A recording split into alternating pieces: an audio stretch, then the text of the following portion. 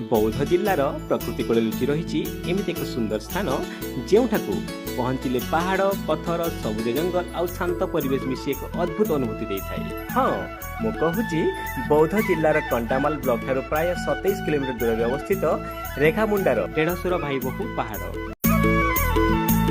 रेखामुंडा पहुंचवा पर सबुठार अधिक आकर्षण करे यही विशाल पथरिया पहाड़। स्थानीय अंचल रे यह टेढ़सुर भाई बहु पहाड़ नाम परिचित।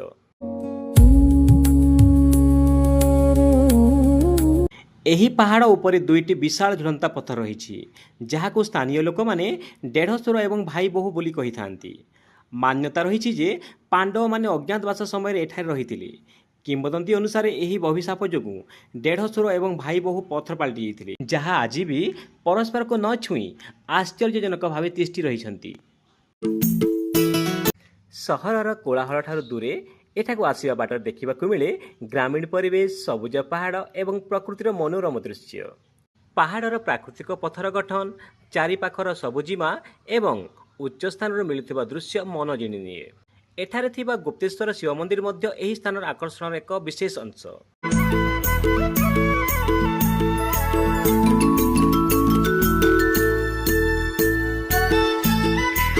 पहाड़ पथर और धार्मिक परिवेश एही मिश्रण रेखामुंडा को एक अलग परिचय देइछि। प्रकृति प्रेमी फोटोग्राफी पसंद करुवा लोक किंबा नुआ नुआ स्थान खोजुवा यात्रीों पई रेखामुंडा एक आकर्षणीय गंतव्य होई पारे। विशेषकर पहाड़ उपरू चारिपाखर प्राकृतिक दृश्य देखिबार अनुभूति निश्चय भावे मनी रहिजिवो। बौद्ध जिल्लार पर्यटन मानचित्र रे एही स्थानर गुरुत्व धीरे धीरे बढ़ुची। रेखामुंडा रॉक हिल्स रु बौद्ध जिल्लार सरकारी पर्यटन वेबसाइट रे प्राकृतिक और दुस्साहसिक पर्यटन स्थली भावे तालिकाभुक्त होईछि। एही ऐतिहासिक स्थली पछरे कोन कहानी रहिछि आसंतु सुनिबा ए गाँर लोक मानक ठारू।